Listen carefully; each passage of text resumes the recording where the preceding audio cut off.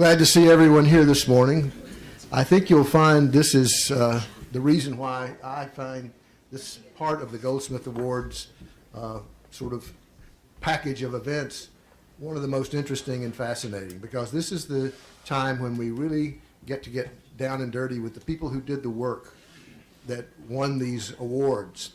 And that is something that is always a fascinating thing. They teach us, they learn from each other, and we have then a conversation about investigative reporting in a general kind of way.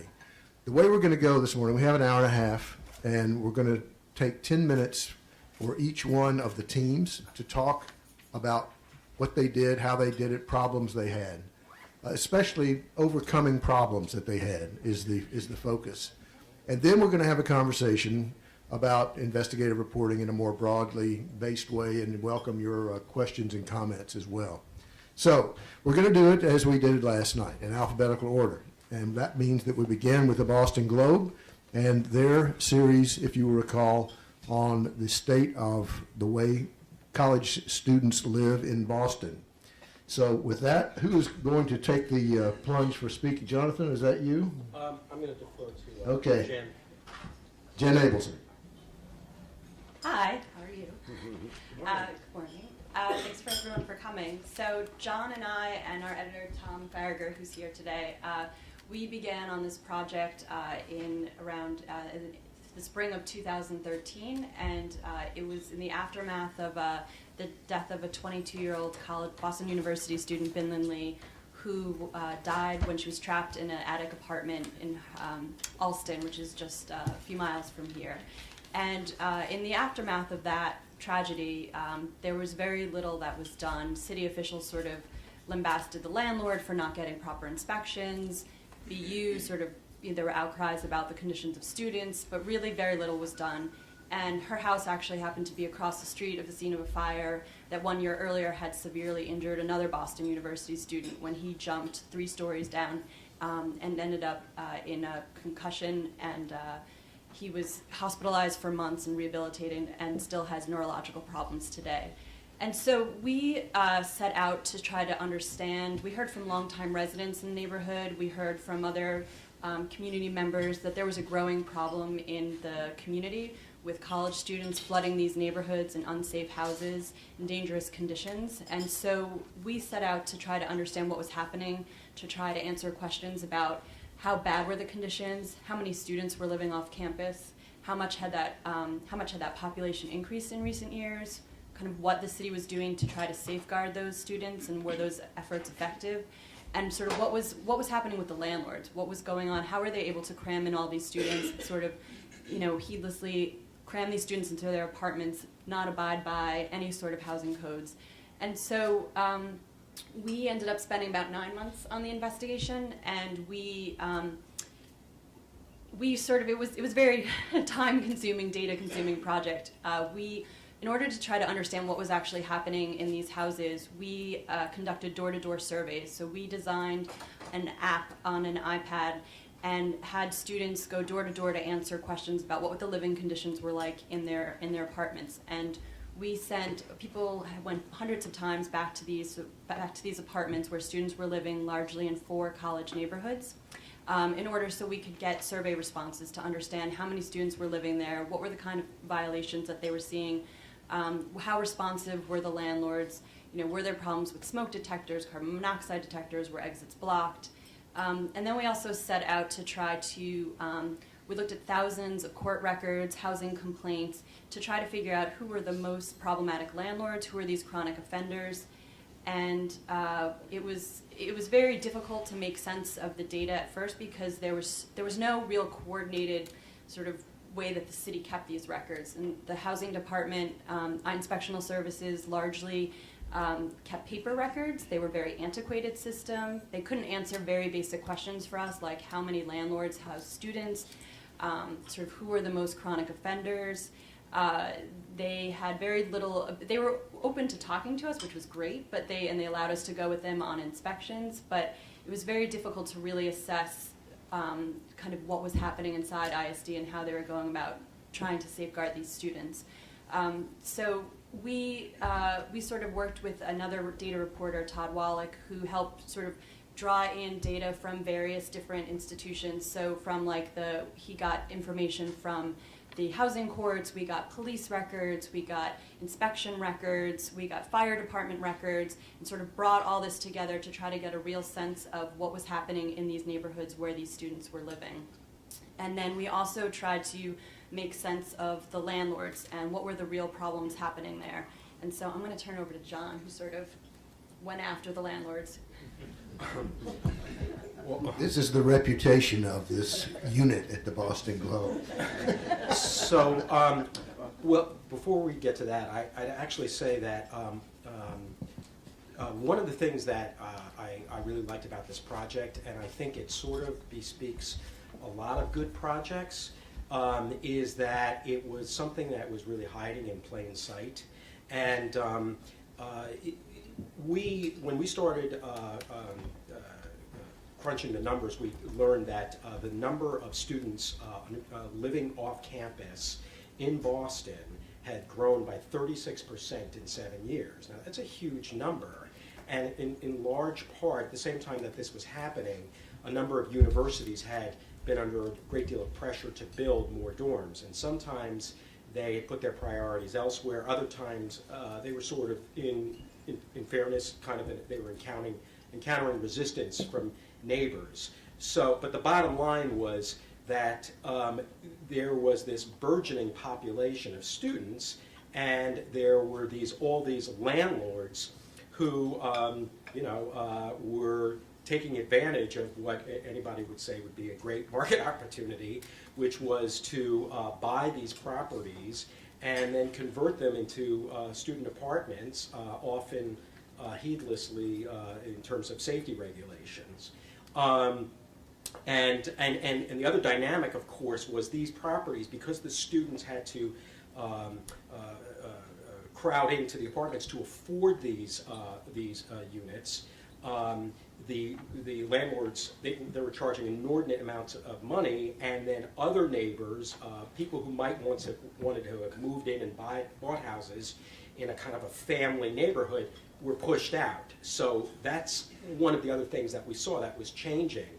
And again, in terms of hiding in plain sight, one of the things we did was we went to, on move-in day, I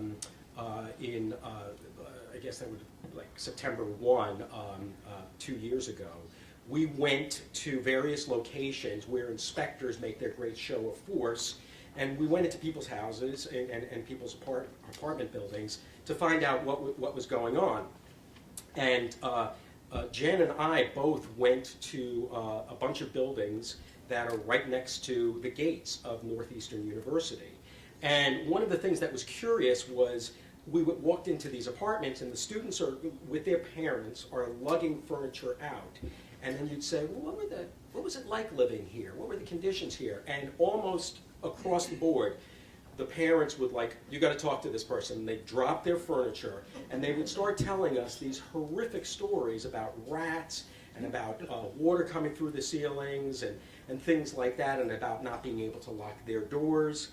And one of the other challenges, and along those lines, one of the things that it took at least me quite a while for a light bulb to go off, was to realize that these buildings, which were owned by one of the most complained about landlords in Boston, whose name is Anwar Faisal, that there were parallel universes in these very buildings. And so, because Northeastern had a business relationship with this landlord, and they had what they described as master leases, where they didn't have enough space, enough units, enough dorms on their campus, and so they would rent a bunch of units for kids and call it university housing, and yet other kids who'd be living 5 feet down the hall were living in the same building, were considered off campus.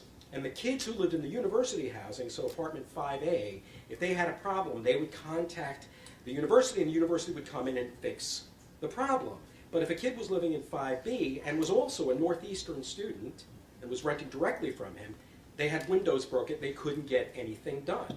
And so we literally would be going to the university, and we said, have you ever heard that many of your students are renting, 50 feet from the campus and can't get anything done? They don't have heat.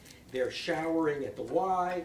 And they'd say, oh, we've never heard that. And we're talking to the university officials like 50 feet away from the building. I mean, you hardly had to have a great nose for news to see that there was some wild dichotomy here. So anyhow, we ended up focusing on a couple of these landlords. And one other thing I'll just say about the project was we all had to kind of like stipulate that college students and these people are not going to win the Good Housekeeping seal of approval for keeping their places neat or whatever. And so this was more than just kids being slobs. This was cases where we found one case where 2 young women, college students, had complained that the outside door to the basement was kept tied open day in and day out. They'd untie it, and then it would be kept open. And they complained, and they complained to the real estate agent, and nothing was done. And 6 days later, a man came into the building. Nobody knows how, but the buzzers also didn't work, and he raped both the women. And just a few months after our project ran, actually a few months before the project ran, they settled a civil lawsuit for $900,000. And then in a bizarre twist after our project ran, the accused rapist was put on trial. He acted as his own lawyer. He interrogated the women, the alleged victims, and he was convicted. So, I mean, that was the other thing we had to convey and get across to readers, that this was not just slobs. Jonathan, thank you. That's right at 10 minutes. I'm asking everybody to stick to 10 because we want to get everybody in. Miami. For a number of years, and actually long before I got to the Miami Herald in 2000, we had covered the social services beat very aggressively. Miami-Dade County is one of the poorest in the country. It has some very, very unique challenges, large numbers of immigrants, lots of poverty, a great deal of social dysfunction, drug use. One of the Miami-Dade County Jail is probably the largest psychiatric facility in the country. The 9th floor, which houses chronic and severe patients, was reported upon by everyone in the country. It was a pit from hell. And for many years we had watched children who had been under the radar screen of the Department of Children and Families die in the most horrific of circumstances. And you get into sort of cop gallows humor. And over the course of many years we had written, what would be the prospective lead. They'd been tossed out of moving cars, strangled by snakes. And most recently, there's my former editor, Paul Tash, dropped off a bridge leading to the iconic Sunshine Skyway. And over many years, nothing changed. And we decided that we would try something completely different. We developed from scratch a spreadsheet, and we entered data on every child who died with a recent history with the department.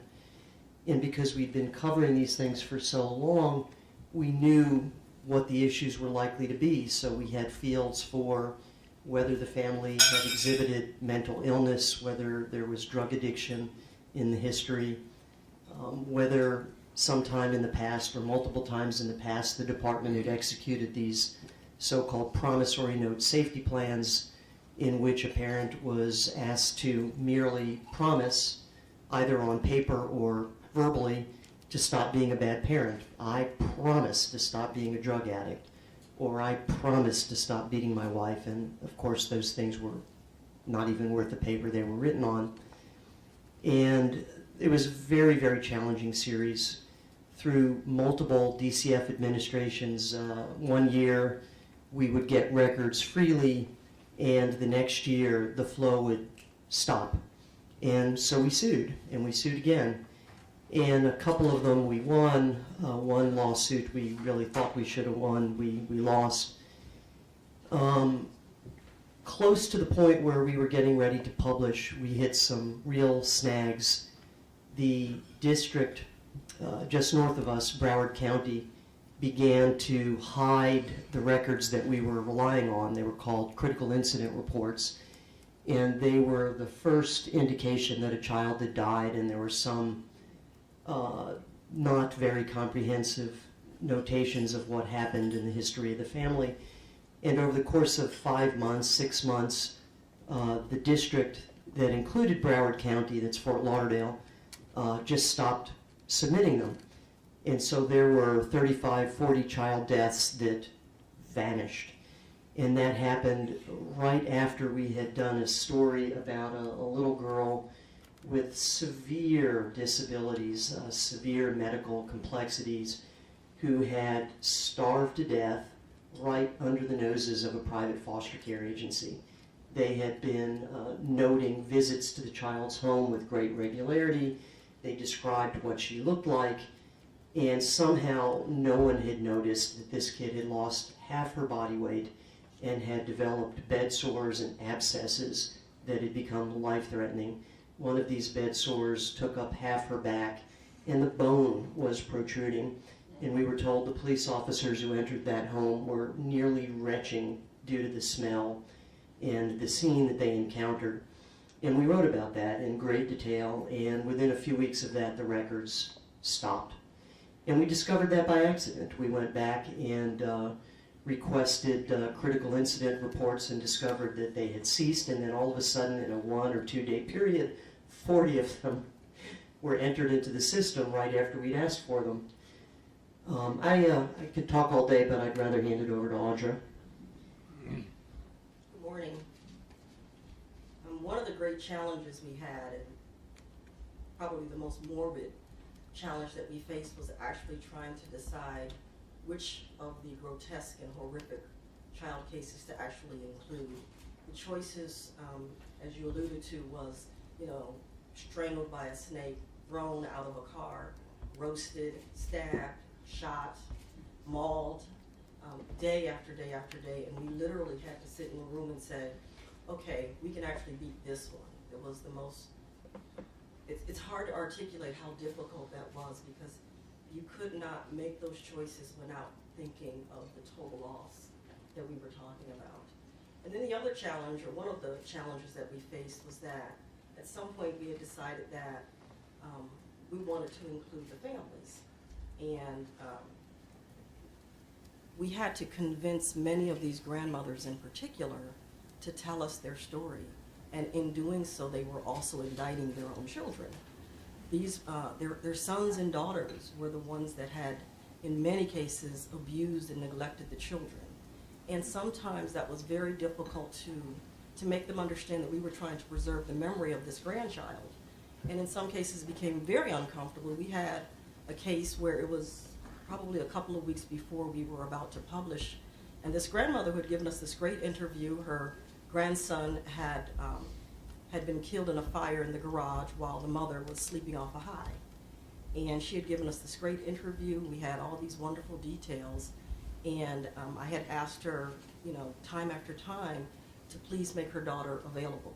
And she had resisted and resisted, and finally the daughter called me, and she gave me, stunningly, she gave me a quote that said that she was doing the best that she could. And from there, the grandmother now wanted the interview to be removed from our story. The reason was that she had made up with her daughter, and she wanted access to the other grandkid. And she begged us not to put that interview in the paper, and the answer was, I'm sorry, but we have to use it. It had been recorded. And she finally, stunningly, after the series ran, she actually came back to us and thanked us, even though she was so upset with us going into it, and said it really sort of needed to happen, that we needed to make every one of these children remembered in sort of in a poignant way. So that was one of many, many challenges we faced, but I don't want to go into too many because we can talk about it a little bit later. Okay. Everybody will have opportunity to ask questions based on what you've heard. But I do want to get everybody up first. Okay, Charleston. Hi, I'm Doug Pardue. The scary thing is our project is really very similar to Miami's project. But instead of young, innocent children being brutalized, we have women being brutalized in the privacy of their own home. And there's no agency designed to watch out for them, even if the agency down there didn't do such a good job. Unfortunately, the women who suffered in South Carolina have no place to turn. They would often be brutalized over the course of their lifetime. Most of them would be beaten, stabbed. We have one thrown down a well, one chopped up, put in the barrel, and floated down the stream until someone found the body. It's amazing what loved ones do to other loved ones, and it's just really weird to have these two at the opposite ends of the same table. When I first went to South Carolina, I was hired by a managing editor of the state paper named Paula Ellis, and she told me to come to the state that's at the top of every list you want to be at the bottom of, and at the bottom of every list you want to be at the top of. It's a great place for investigative reporting. And she was indeed right about that. Unfortunately, it was all too easy to find flaws in South Carolina. And to some extent, you start to get a little numb to the being at the top of every list and being at the bottom of every list. And the sad thing about our series, and the sad thing that troubles me today, is all of the hundreds of women who suffered because no one had turned a light to the problem that they'd been suffering for years. We didn't launch this project until late September 2013, when the Violence Policy Council, a group in D.C. which has been ranking the rate at which women are killed by men across the nation, rated South Carolina the #1 state in the nation in the rate of women killed by men, a rate more than double the national average. We decided that we should take a look at this, and I joined up with Glenn Smith, a fellow project reporter, project editor now, and he decided, well, he was going to call up, because the Violence Policy Council, in cooperation with experts in South Carolina, were going to have a call-in press conference for all the media in South Carolina. So Glenn calls in, and I don't know, all of you probably called him. You have that little beep when you answer the phone on a conference call. Well, he beeped in, and they sat there and waited for other people to beep in, and they waited, and they waited. Mm-hmm. And we were the only media in South Carolina to call in to find out what was going on to cause South Carolina to be the #1 state in the nation in the rate of women killed by men. So Glenn and I said, this might be a story. And we decided we better take a harder look at it than just a daily story or a weekender about it. And we started trying to put together a database of all the people who had been killed in domestic violence going back 10 years. And that became a real labor, because South Carolina, unlike most states, doesn't do a very good job of keeping its records. It's kind of like your housing records. You run into a lot of silverfish in our profession. And so we had to go literally from county to county to dig up court records. We put together a large database that basically told us about everyone who was killed, told us about all of the killers. We checked all of the cases to see what had happened to them, how many plea deals were worked out. We found cases in which a man could be convicted of first-time criminal domestic violence 7 times before he finally killed his wife. 7 times. And that was not unusual. 1/3 of all of the killers of women had been convicted at least once before. And 2/3 of them had been convicted multiple times of violence.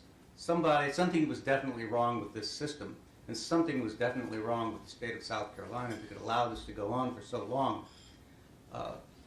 We soon recruited Jennifer to join us, because Jennifer at the time was our faith and values reporter. And we had the sense that there was a component in this story that we need to understand. And I tend to be a little too dry to understand that sort of stuff, and I think Jennifer could definitely dig in and figure out what was going on.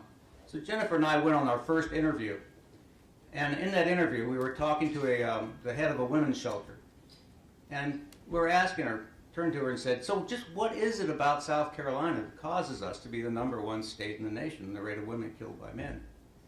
And she started rattling off all the reasons. She says poverty, isolation, traditional Southern attitudes, ruralism, gun culture, and then she stops and she says, and then there's that religion thing.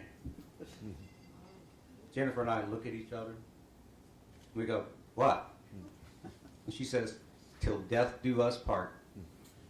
First time I've ever done a project where we knew the title before we really done any reporting.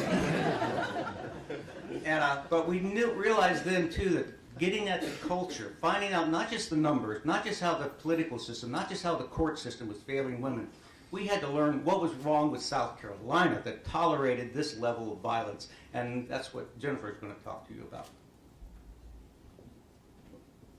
Well, I would say it made a lot of sense when Jonathan said you have something that's sitting in plain sight right in front of you. And in South Carolina, I don't think it would be a surprise to anybody here that it's a pretty patriarchal state. None of us is from South Carolina who worked on this project. So we went into it really trying to think, how could we be sensitive to the people who live in this state and who hold things like their marital vows very sacred? You know, South Carolina is obviously a very Christian state. It's a very conservative state. And the idea that you would cling to your wedding vows very tightly, I think most of us would agree is probably a good thing, right?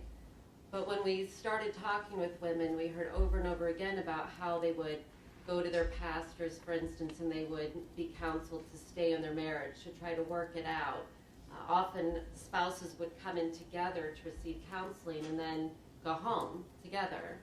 You can kind of think where this would go if you're going home together and now the husband is pissed that he's been called to the mat by the pastor. So we set out looking a little bit at what is the state of women in South Carolina. We have a female governor, believe it or not, our first one. But when we looked in the South Carolina Senate, for instance, there's only one woman in the entire South Carolina Senate out of 70 some odd senators, and only a handful in the House. So when you're looking at passing domestic violence reform, who's voting on it? That's not to say every man is going to be callous to domestic violence, but there was no woman really taking the leadership role. So we looked at that, and then also we went and talked to a number of pastors, and we're really interested to find out that most of them had very little idea how to counsel a woman who was in this position. I think a lot of them were torn.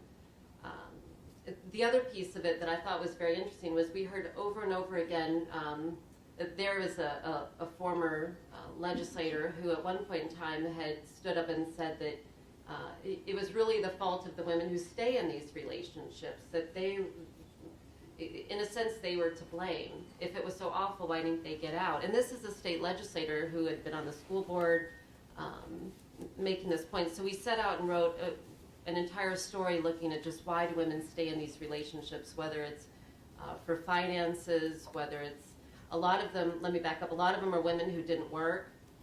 Going back to the traditional roles that are very prevalent in South Carolina, a lot of these women didn't work, so they were financially trapped in relationships. Other ones were, we tried to really get into the idea of a woman who feels absolutely no self-confidence in her marriage or her relationship and would stay because she doesn't believe anybody else would want her, or who stays because she's just afraid. One thing that we found that was really interesting was that the time when a woman is in the most danger is when she leaves. So how do you counsel a woman to leave this relationship knowing she's going to be in the most danger? And so this we really tried to look at the nuances of our state's culture without really coming across as judgmental, because like I said, none of us are from South Carolina, but trying to point out ways that patriarchal nature was trapping these women. Sorry, I'm going over my time. Thank you. Thank you very much. Very interesting. ProPublica and NPR on the Red Cross. Thanks. So our project started in the beginning of last year with a sort of general tip that we got, that Jesse got actually, which was just that somebody in state government in New York made the point that no one could really figure out how the American Red Cross had spent the over $300 million they had raised after Superstorm Sandy, which when we started the project, it had already happened a couple of years ago. And for those of you that don't live in New York, this was a major storm. A lot of people died. Most of Manhattan lost power. There were people, elderly and infirm people, stuck in high rises for many days without food and water. So it was a major disaster in New York, and there was a huge outpouring for the Red Cross.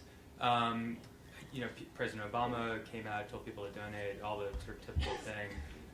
So we started trying to sort of answer this question: how did the money get spent? And we looked into it for a few weeks. We talked to the Red Cross, and we realized very quickly that these large nonprofits like the Red Cross are really a black box. I mean, you have the 990, the annual tax return, but this is a $3 billion a year organization, a very large institution. They have 25,000 employees, and the 990 basically has zero information about how they actually spend their money, in particular in the case of specific storms. And from talking to people, we got the sense that there was a lot of sort of lingering discontent about the job the Red Cross had done in providing disaster relief after Sandy. So we kind of hit a roadblock, and we decided, I think partly at the urging of our editor, Eric Umansky, that the thing to do is just write sort of a short story, sort of explaining what we didn't know, explaining the fact that the Red Cross was sort of a black box. They wouldn't tell us how they spent the money in any meaningful detail. So we published that story on our website. One of the advantages of being a website is that you don't have to worry about filling newspaper pages that could go to something else, so there wasn't really any cost for us. And in the meantime, we filed a bunch of FOIA requests for correspondence between the Red Cross and basically any government agency we could think of. I mean, the Red Cross, even though it's sort of a special nonprofit, it was created by Congress, you can't FOIA them, but of course you can FOIA government agencies that the Red Cross has had interaction with. So we did that, and a couple of months later I got a letter in the mail from one of the agencies, the New York Attorney General's office, that had some interaction with the Red Cross after Sandy, saying that the Red Cross had hired Gibson Dunn, which is a big law firm in New York, to fight our public records requests on the grounds that I think Alex mentioned yesterday, that the information that we were seeking contained Red Cross trade secrets. And turns out there's an exemption in the New York FOIA law that says if you're seeking records that relate to a third party, they can object on this trade secrets ground. So this was a terrible move just from a PR perspective, because first of all, we were looking at this thinking, what could be a trade secret in sort of helping people after a disaster? And at that point, honestly, we weren't even sure we were going to continue covering this. So we filed an appeal to that, but the more important thing we did was we just wrote a story about it, again, for the website, just saying the Red Cross is objecting to releasing the Sandy information on these trade secrets grounds, and they won't really explain to us what that means. And that was really the sort of key break in the project, because that story got a lot of pickup online and circulated all over the place. A lot of people had the same reaction we did, like, this is very strange, what are they sort of trying to hide?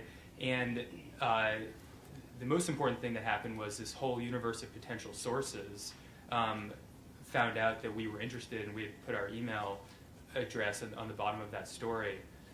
So at that point, we started getting tips from Red Cross employees who had been part of the Sandy response, and many of whom had kept documents related to it, including emails. If anyone is worried about if anyone thinks their employer is doing something unethical, be sure to keep the emails in a private account, the Hillary Clinton style, because you want to be able to control that if you leave. And so ultimately we got a whole raft of documents from the Red Cross that formed the basis for the story, and we found out things like there was a lessons learned PowerPoint that we got and published that said that national headquarters had diverted disaster relief assets for PR purposes, and through other reporting that turned out to be things like telling relief trucks to turn around and go to a press conference to be a backdrop for the whole day a few days after Sandy.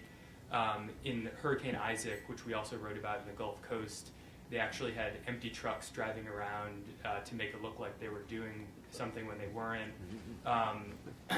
Sex offenders in shelters after Sandy that were in the children's areas because procedures hadn't been followed, and a lot of other things. So.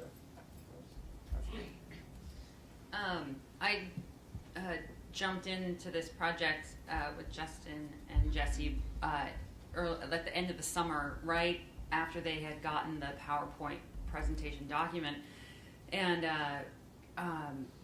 my editor, Bob Little, had come up to me, and it was sort of this rare week where a very unusual thing where you don't have any the one project ends and before something else starts, and he was like, you know, ProPublica has this document and they're going to do an interview with the Red Cross, and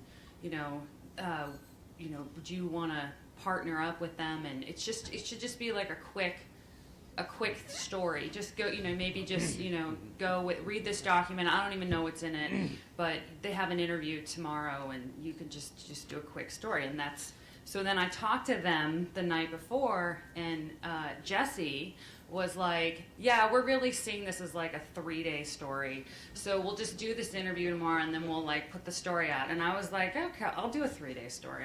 That's fine. And so, and so I was like, actually, I don't really have anything to do this week, so I'll do your 3-day story. So here we are 6 months later, and a trip to Haiti, and Justin and I are following up. We just spent a week in Haiti.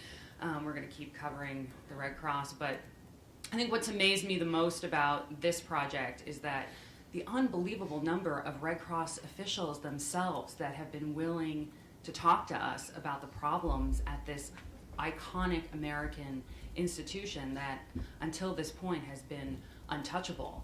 And when I first heard this, I was like, the American Red Cross, really? We're going to do a story about the American Red Cross. And I think that's pretty much how the public has always seen them too. And after the series of stories that we've now done on them and will continue to do, I think for me, what it really shows is that this is an organization that has, for 100 years, never really been held to account for its numbers and for the public face that it puts out, and also that they're not enjoying that process very much. I'll just add that actually this project was incredibly easy, which I'm not actually joking, and everything went perfectly. And then basically the harder Justin worked, the luckier I got. But everything fell into place because Gibson Dunn was so arrogant and screwed up, and that really helped us. And then the Red Cross wouldn't give us this interview because Laura had come along, and they felt like that was unfair, that we were adding another reporter, and so we didn't do this sort of short story on just the document, and then we got a spectacular whistleblower who went on the record, a whistleblower going on the record, pretty unusual. He had tons of documents, everything that he said actually checked out, and we thoroughly vetted him. So at every stage, we got really lucky and everything went right, and I'm trying to explain to Justin, who's a spectacular young reporter, that this is just never going to happen again. Thanks. Reuters.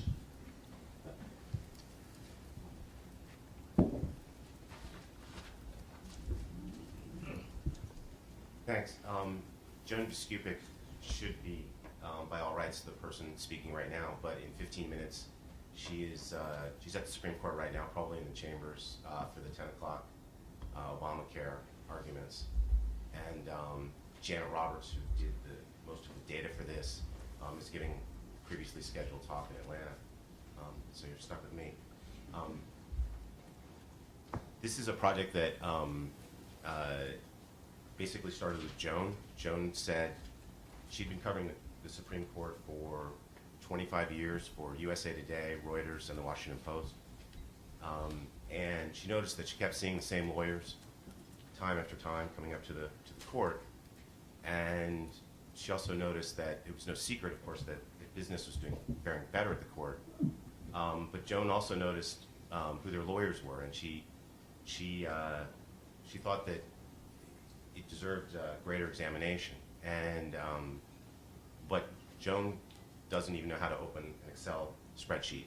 She can write a Supreme Court story in 15 minutes, and she can get, as she did in this series, 8 of the 9 justices on the record, which is absolutely remarkable, and multiple times.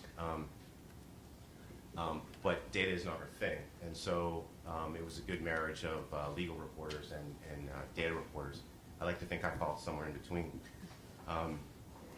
So we had to figure out how to measure Joan's hypothesis, which is that the court has changed in the last 10 years, and that it's really becoming an echo chamber, that it's really representing the interests of a few, and that most of the justices listen to people who went to Harvard, Yale, and Stanford, and nobody else, pretty much. And that worked for them at one point, or worked for the Solicitor General's office. And so we had to figure out how to measure this. We took 14,000 petitions that had been filed with the Supreme Court over a 10-year period, and called out the ones that were prisoner appeals, the pro se opinion, the pro se petitions. And for those of you not familiar with the Supreme Court, the most important part really isn't the oral argument or the decision. In most cases, it's getting to the court, because the court only takes a very small percentage of cases, and that's the hardest part. So that's what we decided to measure. Nobody had ever measured that. There have been studies done on arguments and who wins and who loses, but nobody had taken the time to go through the petitions.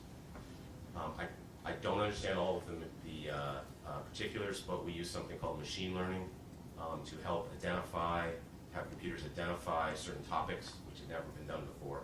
In PACER and in some other court systems, each lawsuit, each petition is categorized. That's not true at the Supreme Court. They all sort of come up. So we wanted to see what was happening. We also wanted to find out if the conventional wisdom is true, which is whether or not, the conventional wisdom had been that law firms like Gibson Dunn, which is one of the biggest and one of the most successful and was profiled in a series, whether they do it for vanity, whether they do it for branding, why do they do this? And what we found was that they do it because it actually makes lots of money. Not in the branding, not in the advertising, but because if they won, and the example we used was Walmart, when Gibson Dunn won a big case for Walmart, suddenly Gibson Dunn got all of Walmart's business, and that was tens of millions of dollars. Same thing with other major corporations. But the big thing here is the harm was the biggest challenge for us, because the harm here it's not, you can't see it. It's not like the Miami and the South Carolina stores. You can't necessarily see what the harm is, and that actually was one of the biggest challenges, is figuring out, well, what's the harm. And what we found is that business dominates so much that it squeezed out labor, consumers, individuals, of the less than 1% of the people, of the successful lawyers in the group that we identified, handle 43% of the docket, which is really an astounding number. And that's 66 lawyers, and of those, 51 of them represent pretty much only corporate interests. And the most remarkable thing, one of the more remarkable things for me was interviewing all of these lawyers and all of these top law firms, is that they all admit that it's true. And that's just the way it is. And the thing that I think astonished Joan and astonished us also is when Joan talked to the justices, they said exactly the same thing. Well, that's just the way it is. So maybe it's another example of hiding in plain sight. The other challenge that we had is what can be done about this. And as you said last night, not much. Now we know the court has its own secretive process. They control the rules. There's a really good public policy argument to be made that they ought to control their own rules, and that Congress and others shouldn't interfere. But it's an interesting dynamic, and it's there, and I think it's having a real effect on everything because, as we said in the series, now one of the criterion that the Supreme Court considers when they're deciding whether to take your case is the quality of your lawyer, and that just doesn't seem right. Thank you. Wall Street Journal.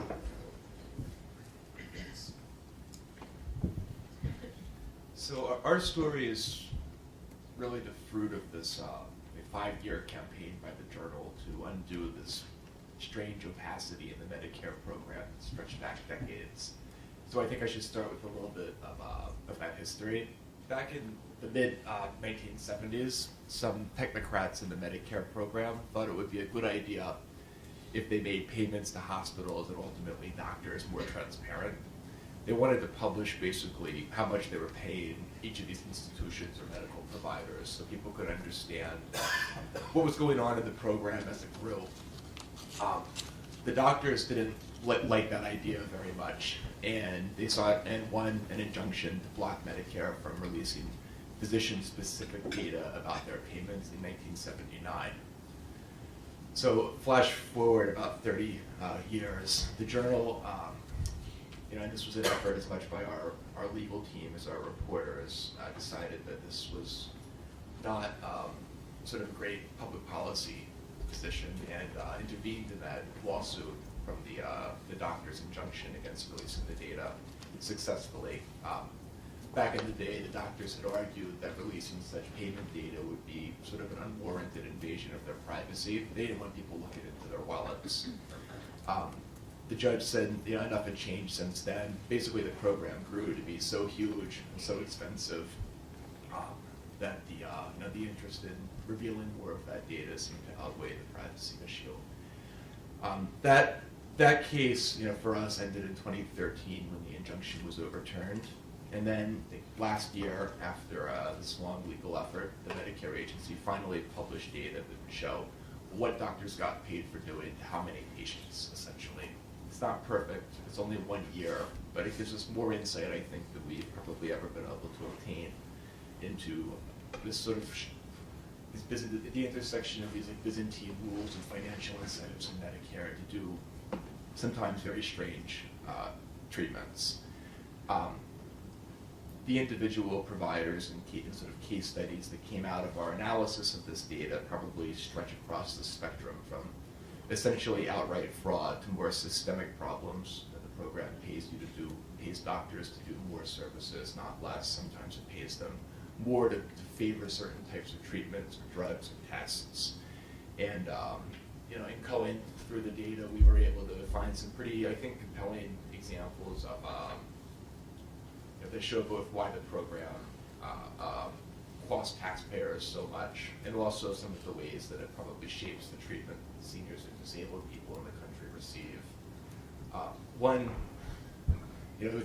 One of the challenges is that with the limits of the data, it could be very difficult to go from a story that, from the idea that you can see that this one doctor is using way more of some drug or doing way more of some test, to really understanding why it is that they're choosing to perform medicine in such a manner. And that's where a lot of shoe leather reporting came in with each of these stories that we did. One example that I really enjoyed was a story on doing drug tests for things like PCP and cocaine on seniors that's sort of blossomed into this really lucrative business out of almost nowhere about 4 or 5 years ago. The reason it's exploded is not that seniors are using ecstasy and club drugs at higher rates. It's basically that the way Medicare pays doctors for doing urine drug tests encourages them to do as many tests as possible. And when they give people opioids, they want to make sure that they're A, taking them, and B, not taking other drugs that might indicate substance abuse. That's been a huge problem with a rising toll of deaths in recent years. And it made sense, I think, to a lot of medical experts to encourage more such testing. But the rules for paying doctors for this mean that you want to stack. If you're going to do the tests at all, you want to stack as many different drugs into that bundle as you can, because you get paid an extra $20, $25, $30 depending on the test for each one. And that's helped, that dynamic had helped move this thing from like a $30 million a year in terms of Medicare payments suite of services to basically a $500 million a year industry just of doctors testing Medicare patients with the drugs. And the data could really help us understand who's driving those dynamics and what the doctors are doing to sort of maximize their ability to extract money from this program, and in that particular case, to guide the treatment that just hundreds of thousands of pain patients around the country are receiving. On the other end of the spectrum, we had this great story that I want to ask our Stuart to talk a little bit about, where this guy in Los Angeles was using this very medieval sounding heart treatment that involves like cuffs on people's heads. Yeah, tell us a little bit about that one. So we did this story about outliers in the data where we looked at specific doctors that were using whose practices were based on a large amount of the practice based on one particular procedure. And this one procedure that we came across is called external counterpulsation, which is EECP, and that it is somewhat medieval in the sense that it's for your heart, and particularly this is something called extreme angina, real chest pain. So the patient is put on a table and literally strapped down, and they're strapped down, and they have these inflatable cuffs that plate and you lie there for an hour, and it's a very rare procedure.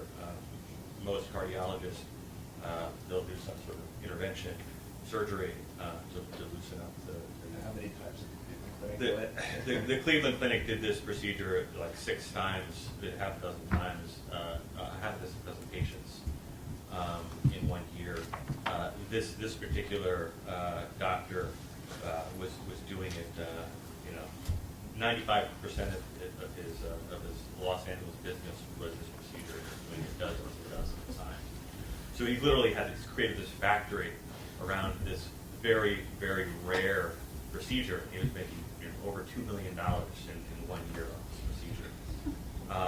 So just the ability, the data showed this very unusual thing. I think only just over 200 other doctors actually used this procedure in all of the data. So we went in, documented what was going on there, and found this basically factory where they were bringing people into the community. They were treating it more. It had become more of a way to not necessarily a treatment for angina, but a way to for these people just to sort of get off the street and relax. And I spoke to said that she liked to go there because she'd go to sleep. They had music going on and everything. So we were able to document that pretty intimately, and it was one of the most big. It's an amazing case study in how easy it is to extract money from the program, right? And they had gone on to open up another a satellite shift of this clinic in the Beverly Hills area. So they were moving into that area as So I think in terms of the harm and the impact of this kind of work, it's clear that some of the behaviors that these stories are exploring are costing the taxpayers lots of money. Medicare is a giant economic issue. Costs for healthcare have been growing more slowly in recent years, but I think economists generally agree that it's going to change again, and it needs to be addressed long term. Separately, this area that we're getting into more and more now is that the rules for how Medicare pays for stuff, we're finding can shape pretty important decisions about patients' treatment, where money more than medical wisdom seems to guide decisions. And we're continuing this work into this year. Now we're using some different data that covers hospital claims to explore similar patterns in their billing. And one thing we did just in the last couple of weeks was show how a certain kind of hospital, these facilities called long-term care hospitals, discharge patients based on the very day of their length of stay when Medicare pays the most, right? So they might get $20,000 if they discharge somebody on day 22 and $35,000 if they wait another day. And to make sure that that happens, people who work for these companies explained in great detail that they'll do things like extend courses of antibiotics or add new therapy regimens that maybe patients don't necessarily need to keep them in the bed for an extra day or two to make that money. That carries some risk. You can get hospital-acquired infections if you sit around in a hospital that you don't need to be in. And on the other end of it, it means that they might be, in some cases, discharging people who really aren't ready to leave and hit that sweet spot. And I think there's a lot more to be done by us and others in this area. But we're very pleased that we're able to make at least some of this data more transparent. Thank you very much. Thank you, all of you. I want to give the first comment question moment to our career winner, Marvin Cow, and then we will have a conversation. Marvin. Thank you, Alex. A brief comment and then my question. My comment is that I sit here in admiration and awe, truly, listening to the work that you guys have done. It is quite amazing. And for those people, and I live and work in Washington, and there's so much cynicism down there. It's so high up, and the role of journalism is belittled, scorned, and here you all are doing what has to be done to uplift the standard. And my congratulations to the Shorenstein Center for running the Goldsmith Prize for Investigative Reporting, because you bring out all of the greatness that still exists in American journalism. My question flows out of a lot of what you have all said, and you have all, each one of you in different ways, stressed the importance of the internet, of the new data, the new technology, allowing you to go forward with your investigative reporting. And I'm old enough to remember that there was a time of investigative reporting when we didn't have any of that at all. There was a lot of legwork, and you went out and you talked to people, and you got some kind of an idea, and then you went out and talked to others, and then it happened. So my question is, to what extent do you feel that your story could or could not have been done unless you had the data? And without the data, would you have simply failed in coming up with the stories that you all did? So I'm seeking the value and the role of the data in the way in which investigative reporting happens today. And I would ask each of you to respond to that briefly, but each of you. Why don't we start? You guys were clearly data-driven. Yeah, I mean, look, I don't know how we would have ever executed any of these stories as we did without access to this type of data. I think we could have made a strong case that Medicare pays doctors in sometimes Byzantine ways, but it would have been, I think, probably implausible to show that any given actor, was behaving in a certain way that put money ahead of patients without being able to have essentially irrefutable track record of all that they've done. And I think every one of these projects included a data bank or a data set that was, in many cases, simply created out of nowhere by the reporters themselves. Reuters, why don't you go? What's your take on that? Yeah, there's no way. Is it essential to investigative reporting to have a data set now? I don't think it's essential, but I think it's becoming more and more important. I mean, 15 years ago, I did a series based on court cases in Florida. I'm sorry, in Tennessee, and I had to count them all by hand, print them all out, the opinions, and I created a spreadsheet. You do it, so you can look at more things. Like the Wall Street Journal looked at an astounding number of records. There's efficiencies, but you also once you put the findings together, you still have to figure out what matters and why, and you have to move it around, and you have to do lots of shoe leather reporting to understand why certain numbers matter. So it's not as simple as getting the data and then having data report or run it through some sophisticated program. Once you get it, you have to figure out what it means and have to report it all out. So yes, it's important, but I think you still need all of the traditional skills to figure out, ask all the questions, why is this happening, and why does it matter if you're being harmed? You know, as someone who is based at Harvard, I have to tell you that the way investigative reporting seems to be working and moving is toward the more scholarly sort of model, which is if it's anecdotal, it doesn't have the weight that you can give it if you have data that you can cite, quantitative, numbers, data that will bolster what you may be actually using anecdotes to sell or to make the point of. But you have to have the data in a scholarly sense before you can move from having a theory to something that is proven.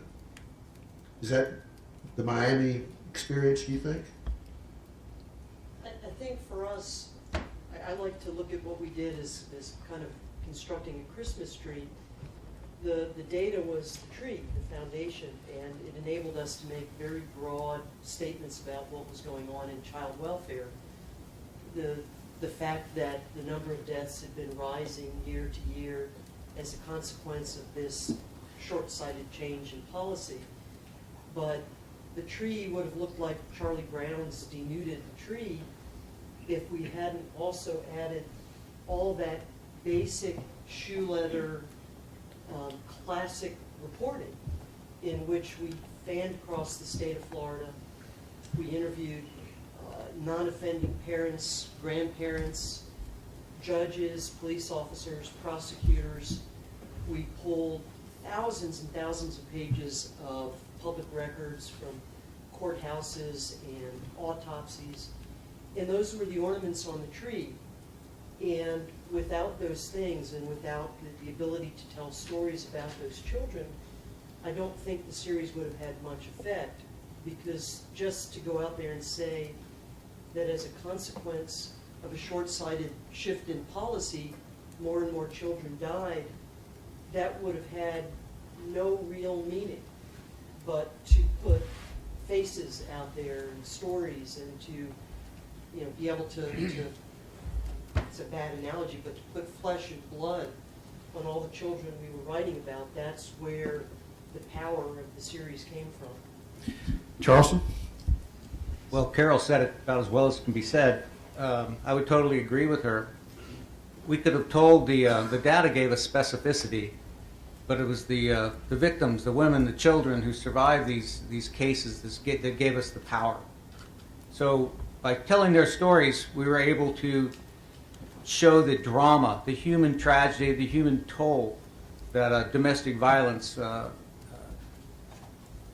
took on our citizens. And but the data gave us the ability to be ironclad and say, and it's not just an anecdote that we pulled out of nowhere. This is true across the state.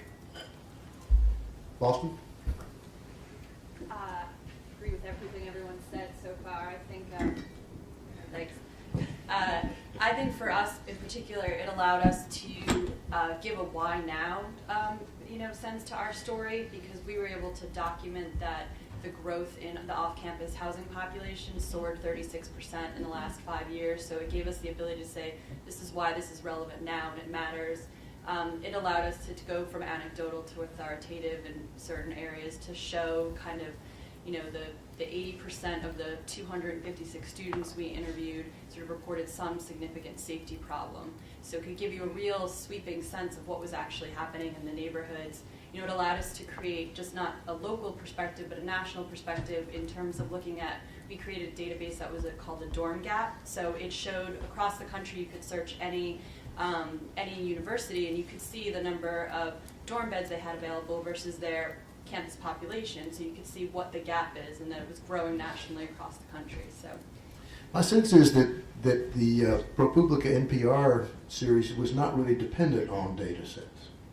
Yeah, you're right about that. I mean, we certainly benefited from sort of free flow of digital files, but we didn't, in terms of emails and that sort of thing, but we didn't have a database. I think the same story could have been done 30 or 40 years ago. Really, the key was basically whistleblower sources, people who worked at the Red Cross who felt that their bosses were doing unethical things, And just wanted to note, I mean, the way that we were able to get past the anecdotal, and there certainly had been a lot of reporting about anecdotal problems when Sandy happened, was we had things like meeting minutes of Red Cross executives saying in black and white, many of our systems failed, we weren't up to the job, you know, resources diverted for PR. So having their internal documents is what really made it. You know, one of the things that comes home very quickly when you run a Goldsmith Awards program such as we do is that when you look at all the entries, you know how much nefarious behavior is going on out there. And you know that there is a huge need for this kind of reporting. Our judges, our 5 judges each year, go through all of the entries and indicate their lists of 15 prospective ones, and then we merge all of those 15 lists of 15 and then go over them all, that merged list one by one here in Cambridge. And what I'm trying to get at is that there is clearly a huge amount of high quality investigative reporting going on, and when you read these reports, you know, it's scary just how much people will try to get away with. That journalism seems to be one of the only ways to hold them to account. So with that, what is the state from your own individual institutional perspective, and in the world that you occupy as investigative reporters, how do you feel about the state and the health of the whole idea of investigative reporting in terms of how it's supported by your own journalism institutions, what your colleagues and friends at other places say to you? Especially, I would ask Charleston and Miami to address this, because both of those are, relatively speaking, smaller institutions, and we are particularly glad to be able to recognize that high quality work at places that don't necessarily have the resources of a Wall Street Journal or Reuters. In South Carolina, we feel like last man standing. We've seen some really good newspapers. The state newspaper in Columbia is being eviscerated. Greenville's Gannett paper, it was eviscerated before it started. And so the state of investigative reporting in South Carolina is not universal, and I'm very pleased to say that we as at the Post and Courier are very lucky. We have a management that loves investigative reporting. In fact, after the success of this series, the chairman of our board, a man named Pierre Manigaud, they as a privately held family corporation, decided we were going to hire an additional reporter for our projects team. And so now we have in a fairly small staff, we have 4 full-time projects reporters and a lot of support across the newspaper. I've spent my career in investigative reporting, and I'm really saddened to see newspapers and suffering so much, because that's where the bulk of the investigative reporting, there's also done in other places. But I feel hopeful because I was talking to a young intern that came to our paper, and I said, hey, you know, I'm just kind of curious. You said you want to go into print journalism. What's the matter with you? I said, you know, why would you do that? And she says, oh, it's just a great time to go into print journalism because I'm going to be creating whatever's going to come out of this. Wow. Good for her. By the way, Doug, I had breakfast with Doug this morning, and he was telling me about how the publisher of his newspaper loves to come into the newsroom and say, hey, man, that was a great story. That's not publisher behavior in my experience. Miami, what about you guys? I'll start and then Carol can chime in.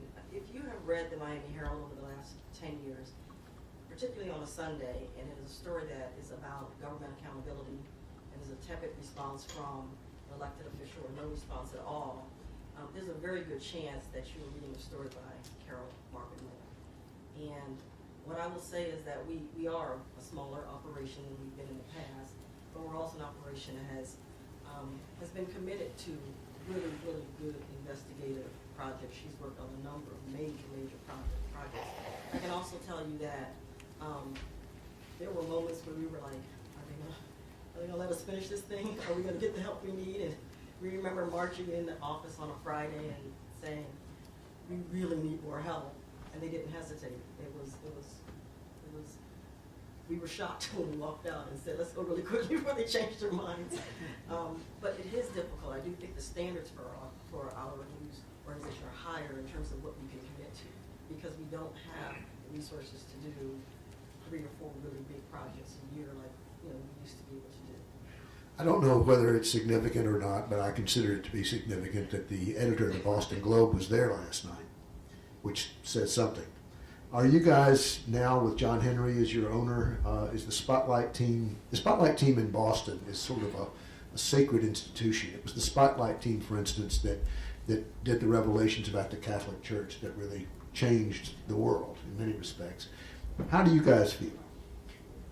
Well, it's, John Henry's owned the paper for about a year now, and, naturally, I think a lot of us were a little concerned with whether somebody who has very strong business ties to some powerful institutions in the city was going to be foursquare behind what we do. Without giving anything away, I can even say that fairly recently we were dealing with somebody, interviewing somebody who said, no way is this going to get in the paper. Break my heart now, because there's no way that this is going to get in the paper with John Henry as the publisher. And, so I can say that so far we have not seen anything, any diminution of the commitment to investigative journalism. And Brian McGrory, we told people this many times, that, if it's a sacred cow, but it's a sacred cow that has done something wrong or is worthy of examination, our editors are completely behind us going after it. I mean, that, in fact, they're more behind us. So, I hope we won't ever be disappointed, but so far we've been really thrilled. Did that story get in the paper? Well, still work in progress. ProPublica depends on, money from outside. It's been a great success. Are you guys feeling fit and strong? Well, you want to take that? Are we feeling fit and strong? Fantastic donors, rich people. Thank you. ProPublica has actually been pretty healthy, and we managed to make our nut every year, and we're expanding, so we're doing quite well. I actually have a slightly dissenting view, which is I think we're in something of a golden age of investigative reporting. I don't think you would say that 5 or 6 years ago, because we were just experiencing this kind of swath of decimation among the kind of major metropolitan dailies like the Miami Herald and San Jose Merc and Philadelphia Inquirer. Everybody knows that story. But now what we have is BuzzFeed doing serious investigative reporting. My colleague who worked with at the Wall Street Journal on the Medicare stuff, Mark Schufs, went over there to start their team. Medium, you see this blossoming of investigative reporting thanks to data and thanks to the global reach. So now The Guardian does world-class investigative reporting and has a spectacular global reach to affect countries all over the world. So I think that the real problem is not actually the quality of reporting, which I think is probably better than ever, or the desire to do investigative reporting, which I think exists and is being done, but the public. I'm hard pressed to really see a public that is engaged and cares, and I feel like they are overwhelmed with outrage and cynical. And it's hard to make people care, which is to the point on data, which is why you have to tell stories, why we're not academics. That you need the data in many cases, but we really actually have to figure out ways to make human beings care about our stories. What about NPR? I think, Michelle can also attest to this, that we're pretty lucky at NPR to have an investigations team also funded by some very nice rich people. So that's been fantastic to have something. We get to do that because we're a nonprofit too. So that's really helpful. I wholeheartedly agree with the sympathy fatigue that is happening out there. the only way around that I've seen is, is when you can replace the sympathy with anger. People seem to sit with it better when you can say, I'm going to put this story at this person's feet or this agency's feet. Then it's not just another sad story, which sometimes, data can either lead to, in the old days before we learned how to do data, I think a little better, and NPR's different too because we're radio, so data does not sit very well on the radio. You can spend 6 months doing data and it's going to be one line in your radio story. It's an important line, it's got to be there, but it's all that work for one line. And then the rest of it is trying to, get people engaged with it. And in the old days, when we first started doing data, a lot of us used to call them IBBs. These stories were important but boring, and you kind of slog your way through it. But I think now, that we're all learning how to use data in a way that makes it more interesting to listeners and readers. Wall Street Journal and Reuters, you've got Rupert Murdoch, and what do you? Are you feeling any pinch, or is this something that is encouraged? I agree with Jesse. I think we're in a pretty amazing moment for investigative journalism. Mentioning again all those new web companies that have are increasing their investment in really good journalism. At the Journal, they are too. I feel blessed. Over the last year or so, they've really doubled down, it feels like, in their investment in determination to do really good enterprise journalism that's in many cases based in data. We have a fairly large team now with editors, a group of data reporters, and reporters and researchers. I think our biggest challenge is figuring out what to go after, so we're pretty fortunate. And this Medicare project, is really like a great indication of the organization's commitment to doing this, because they've, it's cost years, many thousands of dollars, and as far as I know, nobody's ever blinked, confronting those costs. Of course, like most online news organizations, we're doing more things that are like short lists that present as articles and are not expensive to produce. I certainly hope those help us sell enough ads to pay for this kind of stuff. Reuters? I would agree that it's I don't know if it's a golden age, but there's potential there.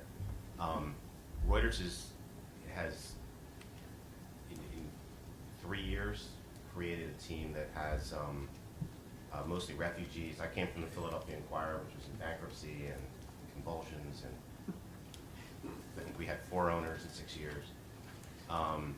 So Reuters has people from the New York Times, a lot from the Wall Street Journal, a lot of refugees from the Journal, the USA Today. People come from different groups. So we have maybe 20 people around the world that do nothing but investigative and enterprise, and we didn't have that 3 years ago. We had 1 or 2. Mm-hmm. So that's healthy and encouraging. But we're also a publicly traded company, and you never know what could happen in the next couple months. Doug, you work for a family, so which is it, a golden age? I think we may have a golden age and a dark age going on at the same time. It seems to me it's on the national and international stage, yes. I think we are far and away the smallest news organization here.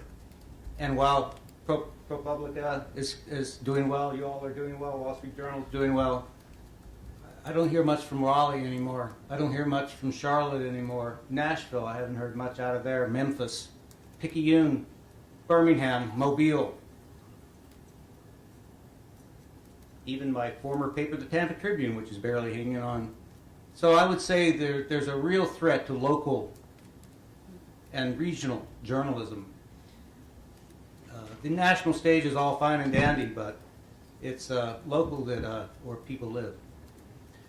Can't let the Tampa Tribune comment go by without clarifying Paul Stash what's your take on this? Paul is one of the people who has a very long and close eye and a reputation that's absolutely beyond, well, extreme.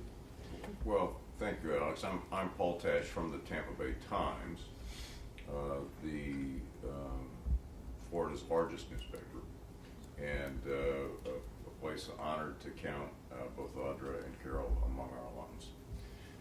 I very much second much of what Doug has to say, that the organizations that can have the scale of audience across a very broad territory have a different kind of dynamic than the ones who are trying to bring focus and energy and investigative reporting within their own communities. On the other hand, to pick up and on some of these comments, I do think that newspapers and news organizations generally have given more focus, particularly given the kinds of focus that the last several years have brought on creative, distinctive coverage for their audiences. And one of the elements of very distinctive coverage is investigative and enterprise reporting. The kind of stuff that cannot be done by anybody else. Marvin, you had a comment? Just a quick question, really. Investigative reporting costs a lot of money because it takes a lot more time. And I'm wondering whether the people with the money are prepared to spend it on more than just domestic stories. John mentioned a moment ago about 20, 30 people working abroad. Is the same effort, so far as you know, being addressed as well to foreign reporting? We have two people and two reporters, two editors in London. I mean, I think it's a little different from Reuters. We have people in Hong Kong and Singapore, and last year some colleagues, they won the Pulitzer for international reporting for exposing the Rohingya, the Burmese, who were being held against their will in Thailand. So there's the will to do it. I'm also very biased because I used to work at the Tennessee CNN and at the Philadelphia Inquirer, where the investigative reporting has just hit very hard, and I think the local reporting is incredibly important too. But yes, we have. I mean, we're unusual, but we do have people in many places around the world. We got started a little bit late, so I'm going to allow us to run over a little bit so we can get some of your questions in. Chris, into the microphone, please. In terms of getting a database about how investigative journalism has evolved, would the Shorenstein Center's records on the Goldsmiths over time, the submissions, they're about 100 and something, have they changed in number, and would there be a way to go back and see the change in direction if you could measure it? Encouraging data journalism here. We will ship you all the boxes. Chris was a judge when we were on paper, and believe me, the boxes are big that arrive at judges' doors. We don't have a record, to the best of my knowledge, of more than the names of the entries and their headlines. We certainly don't have. We have all of the entries? Oh, yes. Where? Harvard University Archive. Oh, I see. In other words, forget about it. So get those academics. We'll get those boxes to you, Chris. I think that, quite seriously, of course, we do have those numbers. My sense is that the number of entries has, it varies, but it's remained in the same general range for the last 15 years that I've been here. I don't know whether it's changed much before that. Where's Allison? You know, Allison? Average is about 100. About 100. Now remember something. To make the application is no small thing. I mean, it takes a lot of effort and a lot of work to do. So we don't, you can't just sort of take a notion. You have to really invest some time and effort into just simply applying for a Goldsmith Prize. So it doesn't surprise me. The quality has not fallen off as far as I'm concerned. Yeah. Kevin. I have a question for the panel, for the finalists, which is, first of all, in the case of Reuters, do you have data on who actually used the pieces you produced. Who of your subscribership, did some use it, did some not use it? Is that of concern to you? But secondly, do the participants feel that the work they've done has been properly billboarded, promoted, and adequately given to the public ahead of time so that people are rising up for it? Because I think that's a huge piece of the dynamic as to whether it's actually bringing, in the case of either South Carolina or anyone else, either higher listenership or higher readership or higher community response in general. Reuters? Most of our stuff is just seen online. Occasionally, we write shorter stories, maybe 20 paragraph, 20 inches, that some clients do use. It's something that sort of, everything's online anyway, so I'm not sure it matters all that much. Would I like to see my story on the front page of the Wall Street Journal and the New York Times? Sure. Did you feel like, I mean, for instance, do you feel like this series on the echo chamber was given the full treatment by Reuters? I mean, with Twitter and everything else used to draw attention to it? Sure, and some of our clients are Yahoo and Huffington Post, so when the full series will appear on those pages, and I've done a couple stories that have gotten huge numbers on Huffington Post and Drudge, but the story actually runs on Huffington Post and Yahoo, so that's where most of the people that I know see it. They don't see it on Reuters.com, even though they could. Yes. Hi there. Excellent work to everyone. Just into the, if you would, Natalie, into the microphone. Oh, I'm sorry. Excellent. Natalie is a student at the Kennedy School. Yeah, to all of you guys, and I really appreciated the new techniques and visual techniques that you were using online to make the stories more interactive and impactful. My question, would you do anything differently, and did the stories have the impact that you intended them to? You want to direct that to a couple, because we just don't have much, we don't have time for everybody to answer Sure. that. Well, I mean, I guess to the panel, if anyone thinks that they would have done anything distinctively differently or just slightly differently. Anyone? Perfect, everything? Execution, everything? Perfectly, exactly. What about the impact? I mean, the thing is, the irony is that, you know, as I said last night, the impact of the Reuters piece on the Supreme Court may be just the fact that we know it, and maybe the justices will respond to the very idea of it somehow. Red Cross, we don't. Do you think you had an impact, or what do you think? No. I mean, we caught the CEO making serially misleading statements about how they use the money. We caught them, you know, not just being incompetent, but actually diverting their resources that donors, give hard-earned money for public relations purposes, and there's basically been no congressional oversight, no impact. We've talked to all the board members, or reached out to all the board members at the Red Cross, and everybody says that our stories were really mean and unfair, and that they love the CEO. So I feel like we've had no impact. I actually think that this goes less toward the lack of impact, but more toward the amount of pushback. I think that that's sort of the changing minefield that we're all in now in the past 10 years. I mean, the great part of having the web is that our stories go everywhere, and the downside is that it's an equalizing force. I mean, 15 years ago, when somebody was pissed off at your story, they wrote a letter to the editor, and maybe they got to come in and sit down and complain in, you know, your editor's office for a little while, and then they would walk out the door, and that was the end of that. But now they can use the internet and their tools, Twitter and everything else at their disposal, to take down your story in whatever way that they want to. And I think particularly for the Red Cross that it has been easier to simply push back against us and try to come up with ways to take down the story than it is to acknowledge a problem.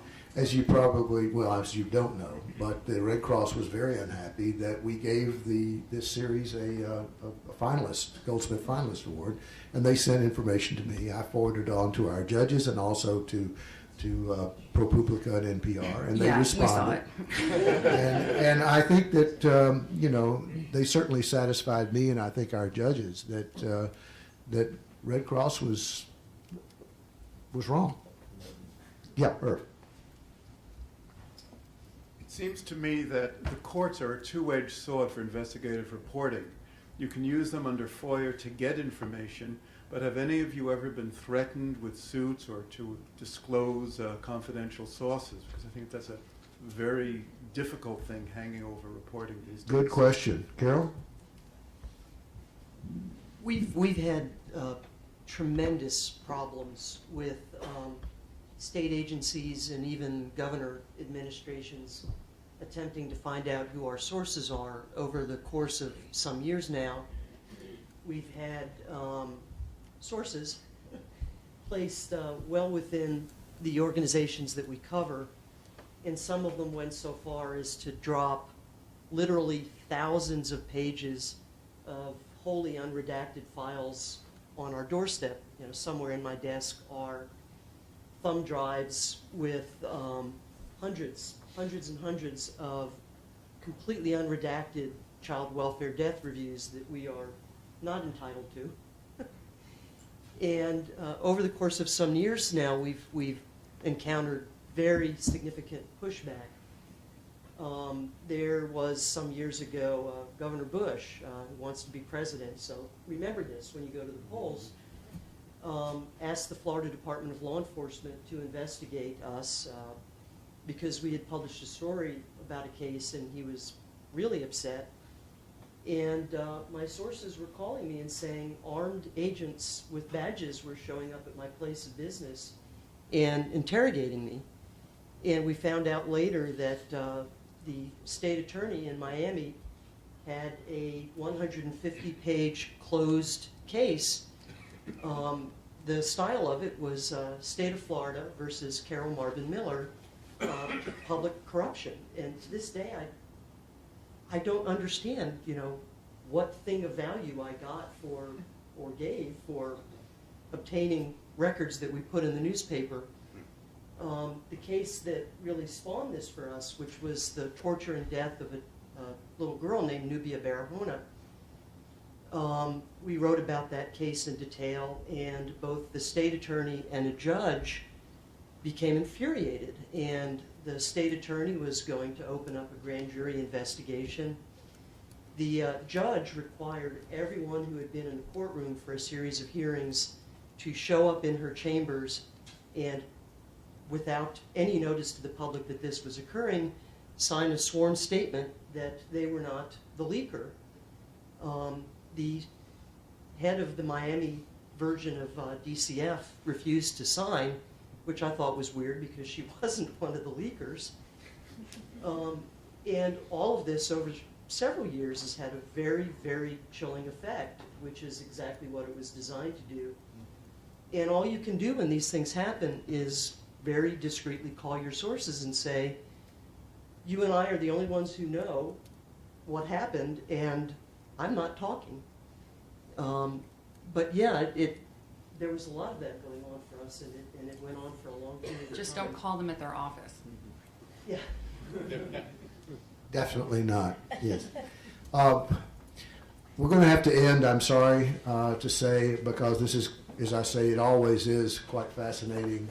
It's wonderful to have the opportunity to recognize this work, to celebrate this kind of journalism. I know that the Greenfield family is a part of joining in the pride in this. Jill, the president of the Greenfield Foundation, is here. Mike, one of our judges, another member of the family. We're so grateful that you make this possible every year. This is something that is a great pleasure and honor for the Shorenstein Center. And I thank you all, and I want to also, of course, congratulate our Career Award winner. Thank you.